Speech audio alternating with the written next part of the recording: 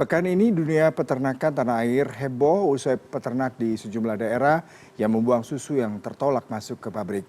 Penolakan oleh pabrik diduga karena kuota penerimaan dipotong atau dibatasi. Lantas apa yang sebenarnya terjadi dan bagaimana solusi yang diharapkan ke depannya? Untuk membahasnya sudah bergabung melalui sambungan virtual Ketua Asosiasi Peternak Sapi Perah Indonesia, Agus Warsito. Selamat pagi Pak Agus.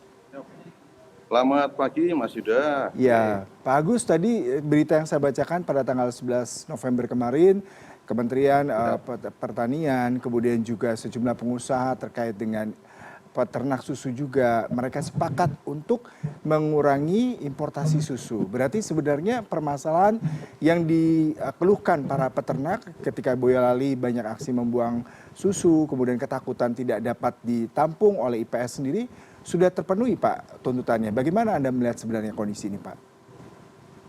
Ya, Mas Yuda, pertama tentu kami sampaikan apresiasi yang tinggi pada Pak Menteri Pertanian. Tentunya di belakangnya ada Pak Presiden Prabowo pastilah. Tanpa support dari Presiden kita yang hari ini memprogramkan untuk kemandirian pangan, tentu tidak ada keberanian untuk itu. Nah, keberanian ini kami apresiasi yang tinggi, namun tanggal 11 hari Senin itu baru awal, baru permulaan yang mana ini butuh di follow up dengan aturan yang konkret. Nah, dulu bentuknya perpres yang mana ini kan buntut dari saat itu tahun 97 kita atau 98 negara kita, presiden kita Bapak Soeharto saat itu dipaksa untuk menandatangani MOU dengan oleh IMF, LOI, oleh Kamdesu saat itu. Salah satunya adalah pencabutan Inpres nomor 2 tahun 85 yang di situ muatan pentingnya adalah mewajibkan industri untuk menyerap susu dalam negeri yang dalam bentuk pusat. Setelah itu dicabut, maka ketergantungan susu impor itu semakin tinggi. Kenapa? Karena pabrikan lebih suka menggunakan susu impor yang harganya lebih murah, kualitasnya lebih bagus daripada menggunakan susu segar dalam negeri yang itu notabene produksi dari peternakan sapi perah rakyat kita. Sehingga hari Senin itu harus di follow up dalam bentuk regulasi yang pasti. Tanpa regulasi yang pasti, apa yang dilakukan oleh Menteri Pertanian omong kosong. Begitu Mas. Baik.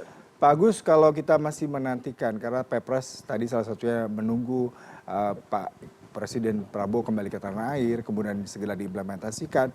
Tetapi yang selalu menjadi concern adalah dari para pengusaha susu ini, mereka menganggap bahwasanya kualitas produk lokal itu tidak bagus Pak, sehingga mereka menolak. Nah sebenarnya apa yang terjadi Pak, dan kualitas yang bagus seperti apa Pak yang diterapkan oleh mereka Pak? Ya, kualitas yang bagus asal susu itu murni ya sudah selesai. Kita mau ngapain lagi gitu ya. Justru susu impor itu yang tidak bagus kalau dalam konteks produksi akhir. Karena apa? Susu impor itu adalah susu sisa sebenarnya. Karena lemaknya sudah diambil, nilai gizinya sudah banyak diambil, diimpor dalam bentuk bubuk di sana, di sini ditambahi oleh pabrikan itu pakai minyak nabati, ditambahin pakai glukos dan seterusnya gitu ya.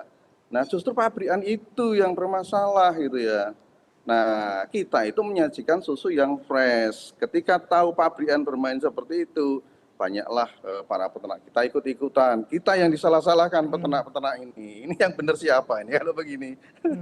Oke, baik. Iya, Kalau ya. misalkan peran pemerintah sejauh ini seperti apa Pak? Karena kalau Menteri Koperasi mengatakan 80% memang dibutuhkan dari impor, karena tadi salah satunya para pengusaha pengolahan susu berdalih kualitas tidak baik. Lalu seandainya kualitas tidak baik, adakah solusi yang sudah dilakukan baik dari para petani ataupun peternak sendiri, kemudian dari pihak koperasi? Bagaimana sejauh ini Pak?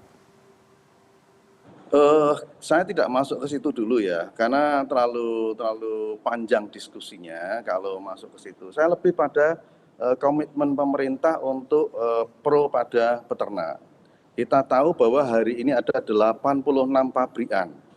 Kalau kemarin Pak Menteri menghukum 5 pabrik karena menolak susu dari peternak dengan alasan ini dan itu, yang pada sebelum-sebelumnya itu tidak masalah Mas Yuda. Oke. Sebelumnya tidak masalah. Kemudian tiba-tiba karena satu hal, kemudian dibatasi kuotanya gitu ya. Ya akhirnya jadi masalah nih. Pertanyaan saya, dari 86 pabrikan, ada 5 pabrikan yang dihukum oleh Menteri Pertanian untuk tidak bisa impor. Kita tidak antipati pada impor. Eh, Terus sisanya yang 81 pabrik itu kemana? Ngapain gitu ya? Padahal dari 86 pabrikan industri pengolah susu ini, itu yang concern menyerap susu segar dalam negeri itu kurang lebih ada 16 pabrikan. Artinya apa? Yang 70 pabrikan itu pure menggunakan susu impor. Nah, ini yang harus dicari masalahnya. Selama mereka masih dibiarkan menggunakan susu impor, tidak berpihak untuk menggunakan susu segar dalam negeri, ya yang terjadi seperti ini. Selalu yang disalahkan 16 pabrik, diantaranya 5 pabrik kemarin yang dihukum. Itu kurang tepat itu sebenarnya. Kalau mau mengatur, harusnya aturan mainnya disetarakan, semua diperlakukan sama. Kita mengenal ada TKDN, yaitu apa yang kita kenal tingkat komponen dalam negeri kalau itu di dalam dunia otomotif. Wajibkan pabrik-pabrik 86 pabrik itu menggunakan komponen dalam negeri, dalam hal ini tentunya susu segar dalam negeri, minimal 50%. Kalau tidak 50% sesuai dengan kondisi produksi susu nasional kita baru di 20%, kalau ngambil di 20% atau 30%, maka masalah akan selesai. Saya yakin pabrikan itu akan concern untuk menyerap susu segar dalam negeri. Semua, tidak hanya 16 pabrikan yang hari ini concern justru mereka malah disalah-salahkan. Itu juga tidak tepat juga sebenarnya itu. Barangkali begitu Mas Yuda, Underane. Baik, berarti Pak Agus kalau kita lihat dari hulu ke hilir, permasalahan utama adalah di perusahaan pengolahan susu dan tadi adalah regulasi dari pemerintah yang harus segera direvisi. Kebijakan pemerintah, betul. Nah, sembari menunggu Pak, tapi di satu sisi tadi kan banyak keluhan para peternak yang tetap harus melakukan pemerahan susu, kemudian stoknya juga tidak bisa disimpan lama, tapi menunggu revisi itu tidak waktu yang sebentar juga. Lalu seperti apa langkah konkret seharusnya bisa pemerintah lakukan dalam waktu singkat ini, Pak? Menurut saya percepat program MBG, pastikan produk susu dari industri-industri itu diserap oleh pemerintah.